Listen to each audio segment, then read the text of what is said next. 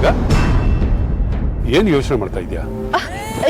ಏನಿಲ್ಲಣ್ಣ, ಅವ್ರು ಎಲ್ಲಿ ತಪ್ಪಿಸ್ಕೊಂಡಿರ್ಬೋದು ಅಂತ ಯೋಚನೆ ಮಾಡ್ತಾ ಇದ್ದೀನಿ. ಹೀಗೆ ಒಂದೇ ಕಡೆ ನಿಂತ್ಕೊಂಡು ಯೋಚನೆ ಮಾಡಿದ್ರೆ ಅವ್ರು ನಮ್ಮ ಕೈ ಸಿಗಲ್ಲ. ಬಾ ಹುಡ್ಕೋಣ. ಅರ್ಜುನ್ ಅವರೇ, ಹಠ ಮಾಡಬೇಡಿ. ನಾವು ಮೊದಲು ಇಲ್ಲಿಂದ ತಪ್ಪಿಸ್ಕೋಬೇಕು. ಏನೇ ಹೇಳಿದ್ರು ಕೇಳಿದ್ರು ಕೇಳಿಸ್ಕೊಳಿಸ್ತಿಲ್ಲ. ನಾನಿಲ್ಲ. ಮೊದಲು ನನ್ನ ಅಮೃತ ಅವ್ರನ್ನ ಎಲ್ಲಿಟ್ಟಿದ್ಯಾ ಹೇಳು.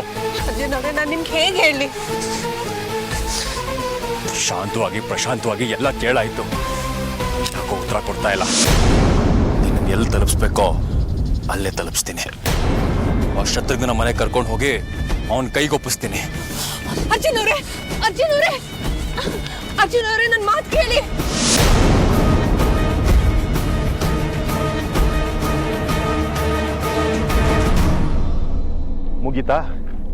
ಮುಗಿತಾ ನಿಮ್ಮ ಬಣ್ಣ ಇಲ್ಲದ ನಾಟಕ? ಏನ್ ನಿನ್ನ ಮಾತಿನ ಅರ್ಥ? ನಮ್ಮನ್ನೇನ್ ಜೋಕರ್ಗಳು ಅಂದ್ಕೊಂಡಿದ್ದೀರಾ? ನೀವು ಹೇಳೋದನ್ನೆಲ್ಲ ನಂಬೋದಕ್ಕೆ? ಧರ್ಮೇಂದ್ರ, ಬಾಯಿಗೆ ಬಂದಾಗ ಮಾತಾಡ್ಬೇಡ. ಬಾಯಿಗೆ ಬಂದಾಗ ಮಾತಾಡಿ ನಮ್ ದಾರಿ ತಪ್ಪಿಸ್ತಾ ಇರೋದು ನೀವು. ಅಂದ್ರೆ ಯಾವ ನಾಗನೂ ಇಲ್ಲ, ನಾಗಿಣಿನೂ ಇಲ್ಲ. ನನಗೆ ಪೂಜೆ ಮಾಡೋದಕ್ಕೆ ಅವಕಾಶ ಕೊಡ್ಬೇಕಾಗುತ್ತೆ ಅಂತ ಇವ್ರುಗಳು ಕಟ್ತಾ ಇರುವಂತ ಕಥೆ ಇದು. ಯಾವ ಕಟ್ಟು ಕಥೆನೂ ಇಲ್ಲ. ಪೂಜೆ ನಿಂತಿರೋದೆಷ್ಟು ಸತ್ಯನೋ ಅದಕ್ಕೆ ಕಾರಣ ಆ ನಾಗಗಳೇ ಅನ್ನೋದು ಅಷ್ಟೇ ಸತ್ಯ. ಹಾಗೆ ಆ 2 ನಾಗಗಳು ನಮ್ಮ ಮನೆಯಲ್ಲೇ ಇತ್ತು. ಇದೇ ಅನ್ನೋದೇ ಆದ್ರೆ ಯಾಕೆ ತೋರಿಸ್ತಾ ಇಲ್ಲ? ಅವು ತಪ್ಪಿಸ್ಕೊಂಡು ಹೋಗಿದ್ದಾವೆ. ತೋರಿಸೋದೆಲ್ಲಿಂದ? ನಿನ್ ಮುಂದೆನೆ ಹುಡುಕ್ತಾ ಇದ್ದೀವಲ್ಲ, ಕಾಣ್ತಾ ಇಲ್ವಾ ನಿನ್ಗೆ? ಒಟ್ಟು ಮಾತಿನ ಪ್ರಕಾರ ದೇವಸ್ಥಾನದ ಪೂಜೆ ಜವಾಬ್ದಾರಿನ ನನಗೆ ವಹಿಸ್ಬೇಕಾಗುತ್ತೆ ಅಂತ ಈ ರೀತಿ ನಾಟಕ ಆಡ್ತಾ ಇದ್ದೀರಾ. ನೀನ್ ಅನ್ಕೊಂಡಂಗೆ ಇದರಲ್ಲಿ ನನಗೆ ಲಾಭನೂ ಇಲ್ಲ, ನಷ್ಟನೂ ಇಲ್ಲ. ನೋಡ್ರಪ್ಪ, ಈ ರೀತಿ 3 ಬಿಟ್ಟವರಿಗೆ ಯಾರು ಏನ್ ಹೇಳಕ್ಕಾಗುತ್ತೆ? ಯಾರು ಏನೇ ಹೇಳಿದ್ರು ಇನ್ನು 1 ತಿಂಗಳಲ್ಲಿ ನಮ್ಮ ಗರುಡ ದೇವರ ಪೂಜೆ ಮೊದಲಂತೆ ನಡೆಯುತ್ತೆ. ಇದನ್ನ ಯಾರಿಂದಲೂ ತಪ್ಪಲು ಸಾಧ್ಯ ಇಲ್ಲ. ಇದು ಗರುಡ ದೇವರ ಮೇಲೆ ಆಣೆ. 2 ವರ್ಷದಿಂದ ಈ ಮಾತನ್ನ ಕೇಳ್ಕೊಂಡೇ ಬರ್ತಾ ಇದ್ದೀವಿ. ಇದು 3ನೇ ವರ್ಷ. ಯಾಕೋ ಈ ನಂಬಿಕೆ ಅನ್ನೋದು ನಮ್ಮಲ್ಲೇ ಸತ್ತೋಯ್ತು. ಅದಕ್ಕೆ ನಾನೇ ನಿಂತ್ಕೊಂಡು ದೇವಸ್ಥಾನದ ಪೂಜೆ ಮಾಡ್ತೀನಿ ಅಂತ ಹೇಳಿದ್ದು. 1 ತಿಂಗಳಲ್ಲಿ ಮತ್ತೆ ಪೂಜೆ ನಡೆಯುತ್ತೆ ಅಂತ ಹೇಳಿಲ್ವಾ? ಆಯ್ತು, ಇದು ಒಂದು ಅವಕಾಶ ನೋಡೇ ಬಿಡ್ತೀನಿ. ಅಕಸ್ಮಾತ್ ನೀವು ಹೇಳ್ದಂಗೆ 1 ತಿಂಗಳಲ್ಲಿ ಪೂಜೆ ನಡೀಲಿಲ್ಲ ಅಂದ್ರೆ ಆಗೇನ್ ಮಾಡ್ತೀರಾ? ಏನ್ ಮಾಡ್ಬೇಕು ಅನ್ನೋದನ್ನ ನೀನೇ ಹೇಳು. ಇಡೀ ನಿಮ್ಮ ವಂಶ ವಿಷ್ಣು ಪುರಾಣ ಬಿಟ್ಟು ಹೊರಗಡೆ ಹೋಗ್ಬೇಕು.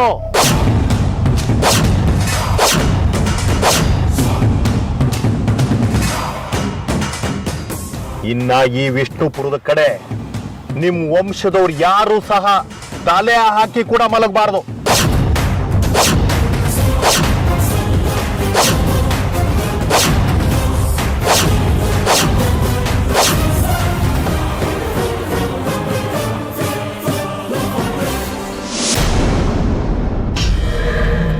ಮರ್ಯಾದೆಯಿಂದ ನನ್ನ ಅಮೃತ ಅವ್ರು ಎಲ್ಲಿದ್ದಾರೆ ಅಂತ ಹೇಳಿದ್ರೆ ಸರಿ. ಅರ್ಜುನ್ ಅವರೇ, ನಾನೇ ನಿಮ್ಮ ಅಮೃತ. ನೋಡು, ಹೇಳಿದ ಸುಳ್ಳೆ ಮತ್ತೆ ಮತ್ತೆ ಹೇಳ್ಬೇಡ. ನಿನಗೆ ಈ ರೀತಿ ಕೇಳಿದ್ರೆ ಸರಿ ಹೋಗೋದಿಲ್ಲ. ಬಾ ನನ್ನ ಜೊತೆ. ಅರ್ಜುನ್ ಅವರೇ, ನಿನ್ನ ಆ ಶತ್ರುಘ್ನ ಮನೆಗೆ ಕರ್ಕೊಂಡು ಒಂದು ಕೈಗೆ ಸೇರಿಸಿದ್ರೇನೆ ನಿನ್ನ ದಾರಿಗೆ ಬರೋದು. ಶಿವ ಶಿವ ಶಿವ ಶಿವ ಶಿವ ಶಿವ ಶಿವ ಶಿವ ಶಿವ ಶಿವ ಶಿವ ಶಿವ ಶಿವ ಶಿವ ಶಿವ ಶಿವ ಶಂಕರ ಹರ ಹರ. ಅರ್ಜುನ್ ಅವರೇ, ನನ್ನನ್ನು ಯಾಕೆ ಕರ್ಕೊಂಡು ಹೋಗ್ತಾ ಇದ್ದೀರಾ? ಒಳ್ಳೆ ಮಾತಲ್ಲಿ ಕೇಳಿದ್ರೆ ಅಮೃತ ಅವ್ರು ಎಲ್ಲಿ ಅಂತ ಬಾಯ್ ಬಿಡ್ತಾ ಇಲ್ಲ.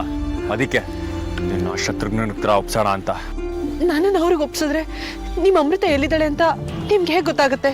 ಅಂದ್ರೆ ನೀನು ನಾಗಿಣಿ ಅಂತ ನೀನೇ ಒಪ್ಕೊಂಡೆ ಅಲ್ಲ? ನೋಡು, ಈ ಹಿಂದೆ ನಿನ್ನಿಂದ ನನಗೇನೇ ತೊಂದರೆ ಆದರೂ ಸಹ ಅದನ್ನೆಲ್ಲ ಸಹಿಸ್ಕೊಂಡಿದ್ದೀನಿ. ಆದರೆ ಅಮೃತ ಅವ್ರನ್ನ ಬಿಟ್ಟು ನನಗಿರೋದಕ್ಕಾಗೋದಿಲ್ಲ. ಅವ್ರು ಎಲ್ಲಿದ್ದಾರೆ ಅಂತ ಹೇಳು, ನಿನ್ನ ಬಿಟ್ಬಿಡ್ತೀನಿ. ಸರಿ, ನಿಮ್ಮ ಅಮೃತ ಎಲ್ಲಿದ್ದಾಳೆ ಅನ್ನೋದನ್ನ ನಾನು ತೋರಿಸ್ತೀನಿ, ಆದರೆ ಒಂದು ಷರತ್ತು. ಏನದು? ನನ್ನನ್ನು ಈ ಊರಿಂದ ಹೊರಗಡೆ ಕರ್ಕೊಂಡು ಹೋಗಬೇಕು. ನೀನು ಹೇಳ್ತಾ ಇರೋದು ನೋಡಿದ್ರೆ ನನ್ನಿಂದ ತಪ್ಪಿಸ್ಕೊಳ್ಳೋದಕ್ಕೆ ಯಾವುದೋ ಹೊಸ ಉಪಾಯ ಮಾಡ್ತಿರೋ ಹಾಗಿದೆ. ನೀನು ಈ ಊರಿನ ಗಡಿ ದಾಟಬೇಕು ಅಂದರೆ ಅಮೃತ ಅವ್ರನ್ನ ತೋರ್ಸೇ ದಾಟಬೇಕು.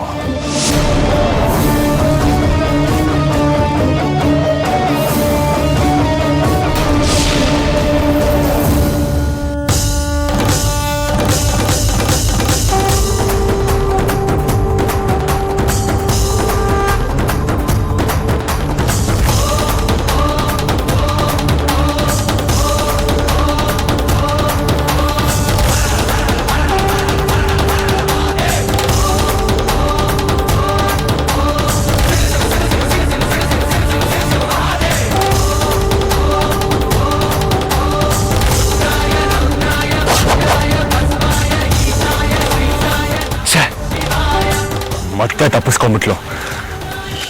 ಎಲ್ಲಿ ಹೋಗ್ತಾಳೆ? ನನ್ನ ಕೈಗೆ ಸಿಕ್ಕೇ ಸಿಗ್ತಾಳೆ. ಆದರೆ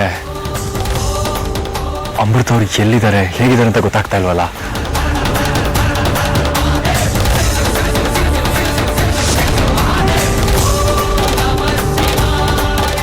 ಅಮೃತ ಬೇಕು ಅಂದರೆ ನಾನು ಎಲ್ಲಿಂದ ತಂದ್ಕೊಡ್ಲಿ?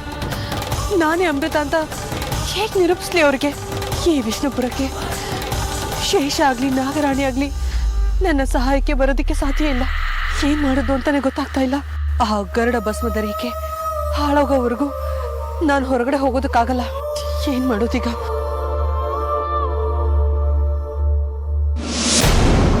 ಏನಂದೆ? ನೀನು ನಿಮ್ಮಣ್ಣ ಇಡೀ ನಿಮ್ಮ ವಂಶದವರು ಈ ವಿಷ್ಣುಪುರನ ಬಿಟ್ಟು ಹೊರಡಬೇಕು ಅಂದೆ. ದೇವರು ದೇವಸ್ಥಾನ ಯಾರ ಸೊತ್ತು ಅಲ್ಲ, ಪ್ರತಿ ಒಬ್ರು ಸೊತ್ತು. ಅದ್ರ ಮೇಲೆ ಪ್ರತಿ ಒಬ್ರಿಗೂ ಅಧಿಕಾರ ಇದೆ. ಇರಬಹುದು, ಆದ್ರೆ ವಿಷ್ಣುಪುರದ ಗರುಡ ದೇವಸ್ಥಾನ ಅಲ್ಲ, ಅದು ನಮ್ಮ ವಂಶದವರಿಗೆ ಮಾತ್ರ. ಹಾಗಂತ ಶಾಸನ ಬರೆದಿದ್ಯಾ? ಧರ್ಮೇಂದ್ರ, ನಾಲ್ಗೆ ಇದೆ ಅಂತ ಹೇಗೆ ಅರಿಯುತ್ತೋ ಹಾಗೆ ಅರಿಬಿಟ್ರೆ ಉಸಿರು ನಿಲ್ಲುತ್ತೆ. ನೀವೇನ್ ದೇವಸ್ಥಾನದ ಅರ್ಚಕ್ರ ಅಥವಾ ಶತ್ರುಘ್ನ ವಂಶಕ್ಕೆ ಹೊಗಳು ಭಟ್ರ? ಯಾವಾಗ್ಲೂ ಅವ್ರ ಪರನೇ ಬಹುಪರಾಕ್ ಅಂತ ಬಡ್ಕೋತಾನೆ ಇರ್ತೀರಾ? ಈಗೇನು, ನನಗೆ ನನ್ನ ಪ್ರಶ್ನೆಗೆ ಉತ್ತರ ಬೇಕು ಅಷ್ಟೇ. ಅವರು ಊರ್ ಬಿಟ್ಟು ಹೋಗ್ತಾರಾ ಅಥವಾ?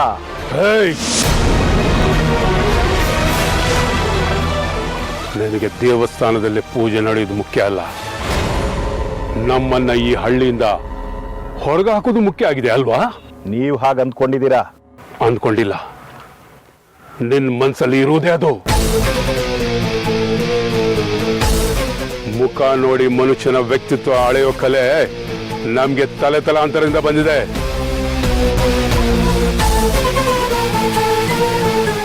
ನಾವು ಈ ಊರು ಬಿಟ್ಟು ಹೋಗೋದಾಗ್ಲಿ, ಗರುಡ ದೇವಸ್ಥಾನದಲ್ಲಿ ನೀನು ಪೂಜೆ ಮಾಡೋದಾಗ್ಲಿ, ಎರಡು ಕೂಡ ಕನಸು. ಅಂದ್ರೆ ಈ ಸಲ ಯಾವುದೇ ಅಡೆತಡೆಗಳು ಪೂಜೆಗೆ ಸುಳಿಯುವುದಿಲ್ಲ. ಹಾಗೊಂದು ವೇಳೆ ನನ್ನ ಕೈಯಲ್ಲಿ ಪೂಜೆ ಆಗಿಲ್ಲ ಅಂದ್ರೆ ಬರೀ ಪೂಜೆ ಮಾತ್ರ ಅಲ್ಲ, ಇಡೀ ಗರುಡ ದೇವಸ್ಥಾನದ ಉಸ್ತುವಾರಿಯನ್ನ ನೀನೇ ನೋಡ್ಕೊ.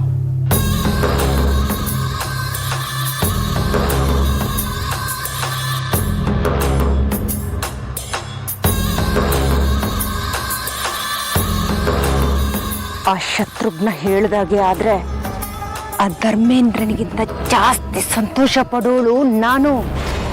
ಯಾಕೆಂದ್ರೆ ಆ ಶತ್ರುಘ್ನನ ಸರ್ವನಾಶದಲ್ಲಿ ನನ್ನ ಸರ್ವ ಸಂತೋಷ ಇದೆ. ಅಲ್ಲ, ನಿಮ್ಮ ಅಣ್ಣನ ಕಂಡ್ರೆ ನಿಂಗೆ ಯಾಕೆ ಅಷ್ಟೊಂದು ಕೋಪ? ಅದನ್ನ ಸಮಯ ಬಂದಾಗ ಹೇಳ್ತೀನಿ. ನೀನು ಹೇಳ್ತಾನೇ ಇದೆಯಾ, ನಾನು ಕಾಯ್ತಾನೇ ಇದ್ದೀನಿ. ನೀವು ಸ್ವಲ್ಪ ತಿಪ್ಪಿಗಿರ್ತೀರಾ? ನಿನ್ನ ತಾಡಿ ಕಟ್ಟಿ ಮನೆಗೆ ಬಂದಮೇಲೆ ತೆಪ್ಪಗೂ ಆಗೋದೆ ತಣ್ಣಗೂ ಆಗೋದೆ. ಅಣ್ಣ, ನೀನ್ ಹೇಳ್ತಾ ಇರೋದು ನನ್ಗೆ ಸ್ವಲ್ಪನೂ ಇಷ್ಟ ಆಗ್ತಾ ಇಲ್ಲ. ನಾನು ಹೇಳೋದು ಯಾರಿಗೆ ಇಷ್ಟ ಆಗುತ್ತೋ ಬಿಡುತ್ತೋ ಗೊತ್ತಿಲ್ಲ. ನನಗೆ ಇಷ್ಟ ಆಗುದನ್ನೇ ನಾನು ಹೇಳೋದು, ಅದನ್ನೇ ಮಾಡೋದು.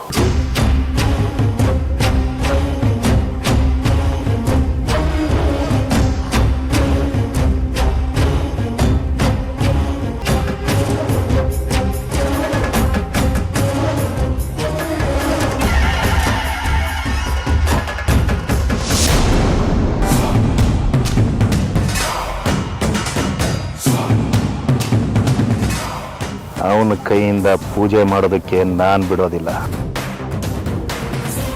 ಅದನ್ನ ಹೇಗೆ ನಿಲ್ಲಿಸ್ಬೇಕು ಅನ್ನೋದು ನನಗೆ ಚೆನ್ನಾಗಿ ಗೊತ್ತು.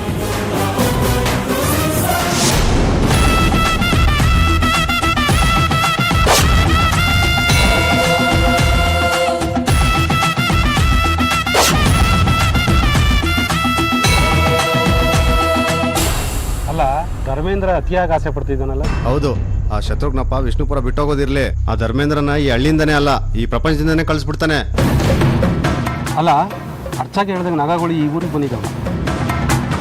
ಅದಕ್ಕೆ ತಾನೇ ಪೂಜೆ ಹೋಮ ನಿಂತಿದ್ದು. ಅರ್ಚಕರು ಮತ್ತೆ ಶತ್ರುಘ್ನ ಸೇರ್ಕೊಂಡು ಆ ನಾಗಗಳನ್ನ ಹುಡುಕ್ತಿದ್ದಾರೆ. ಅವೇನಾದ್ರೂ ಅವ್ರ ಕೈ ಸಿಕ್ಬಿಟ್ರೆ ಬಲಿ ಕೊಡೋದು ಸತ್ಯ.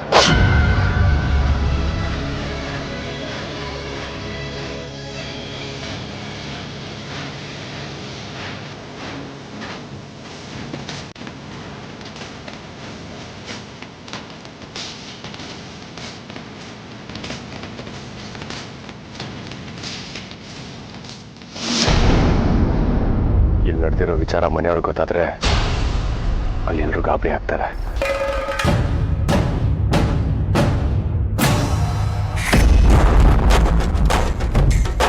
ನೋಡಿ, ದೇವಸ್ಥಾನದ ಪೂಜೆ ನಡೀಲಿಲ್ಲ ಅಂತ ನಿಮ್ಗೆ ಎಷ್ಟು ಬೇಸರ ಇದೆಯೋ ಅದಕ್ಕಿಂತ ಎರಡರಷ್ಟು ಬೇಸರ ನನಗೂ ಇದೆ.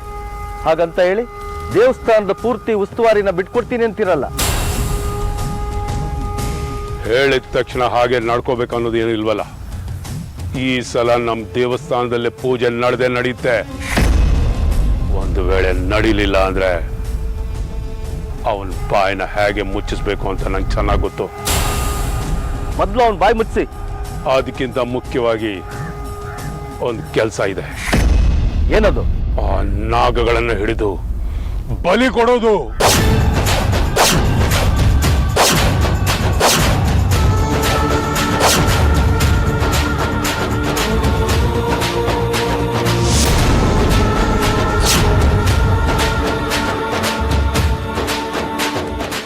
ನಡೀರಿ.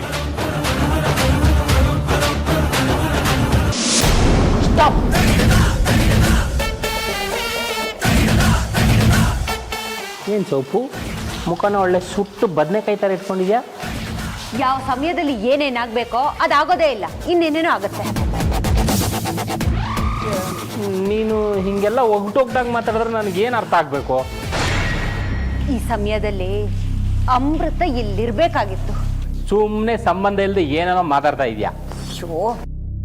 ಹೋದ್ಸಲ ಪೂಜೆ ನಿಂತಿದ್ದು ಯಾರಿಂದ? ಧರ್ಮೇಂದ್ರನಿಂದ. ಅಲ್ಲ, ಅಮೃತಳಿಂದ. ಹೌದಲ್ವಾ? ನಂಗೆ ಅದು ಮರ್ತೇ ಹೋಗಿತ್ತು. ಆ ಶತ್ರುಘ್ನ ಅನ್ಕೊಂಡಾಗೆ ಪೂಜೆ ನಡೆದೋದ್ರೆ ಅವನನ್ನ ಹಿಡಿಯೋರಾಗ್ಲಿ ತಡಿಯೋರಾಗ್ಲಿ ಯಾರೂ ಇರೋದಿಲ್ಲ. ಅದಕ್ಕೆ ಈ ಪೂಜೆ ನಡೀಲೇಬಾರ್ದು.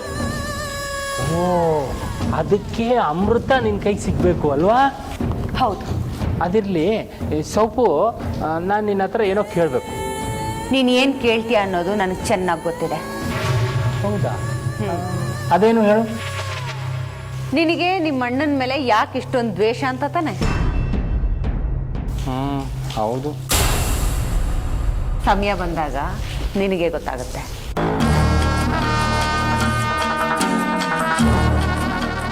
ನನಗೆ ಅವನು ಮಾಡಿರೋ ಮೋಸಕ್ಕೆ ಅವನ ಅಂತ್ಯನ ನನ್ನ ಕಣ್ಣಿಂದ ನೋಡಿದಾಗ ಮಾತ್ರನೇ ನನಗೆ ಸಮಾಧಾನ.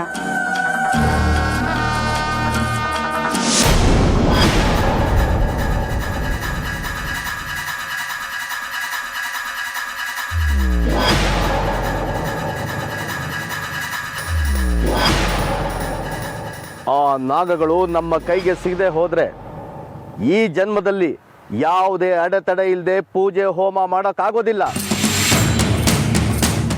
ಏನು ಹೇಳ್ತಾ ಇದ್ದೀರಾ ನೀವು? ಹೌದು, ಕೆಲವೊಂದಕ್ಕೆ ಇಂಥದೇ ಪರಿಹಾರ ಅಂತ ಇರುತ್ತೆ, ನಾವು ಅದನ್ನೇ ಮಾಡಬೇಕು. ಹಾಗೆ ನಮ್ಮ ದೇವಸ್ಥಾನದಲ್ಲಿ ಪೂಜೆ ಹೋಮ ಮಾಡಬೇಕು ಅಂದರೆ ಆ ನಾಗಗಳನ್ನು ಬಲಿ ಕೊಡಲೇಬೇಕು.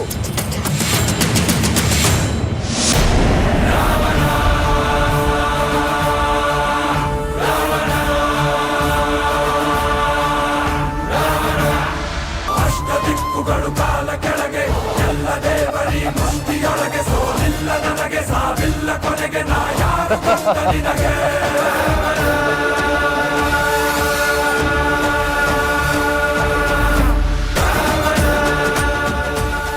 ನೀವು ಎಷ್ಟೇ ಕವಡೆಗಳನ್ನು ಹಾಕಿ ಕೂಡಿ ಕೆಳೆದು ಗುಣಿಸಿ ಬಾಗ್ಸಿದ್ರು ಆ ನಾಗಿಣಿ ನಿಮಗೆ ಸಿಗೋದಿಲ್ಲ.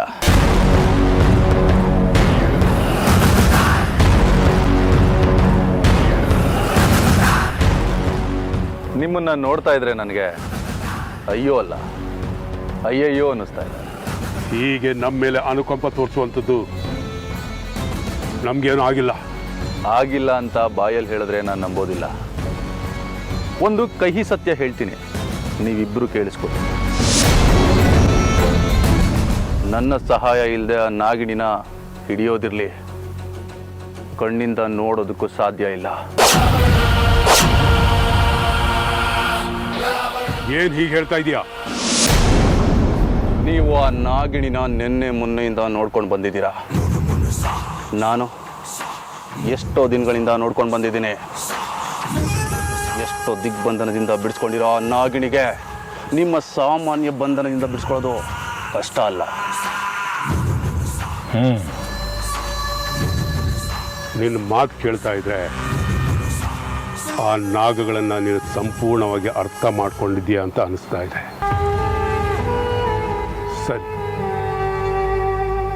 ನೀನು ಹೇಳ್ದಂಗೆ ಕೇಳ್ತೀನಿ. ಆದರೆ ಆ ನಾಗಗಳು ನನಗೆ ಬೇಕು.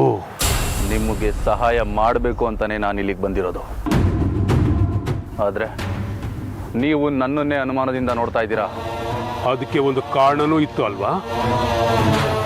ಆ ನಾಗಗಳು ಸಾಯೋದ್ರಿಂದ ನಿನಗೇನು ಲಾಭ ಅನ್ನೋದು.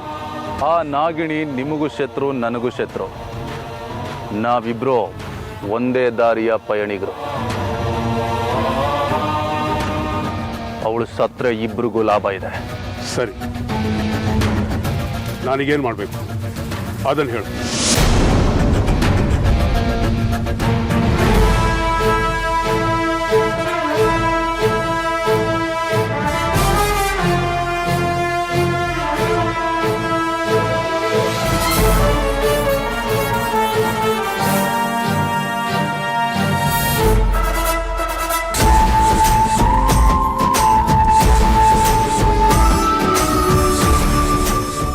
ಇದನ್ನ ಮಾಡಿದ್ರೆ ಆ ನಾಗಿಣಿ ನೀನು ಇರೋ ಜಾಗಕ್ಕೆ ಬರ್ತಾಳೆ. ಸರಿ, ನೀನು ಹೇಳಿದಾಗೆ ಮಾಡ್ತೀನಿ. ಹಾಗಾದ್ರೆ ಇನ್ನು 1 ವಾರದಲ್ಲಿ ನಿನ್ನ ದೇವಸ್ಥಾನದಲ್ಲಿ ಗರುಡ ಹೋಮ ಪೂಜೆ ನಾನು ಮಾಡಿಸ್ತೀನಿ.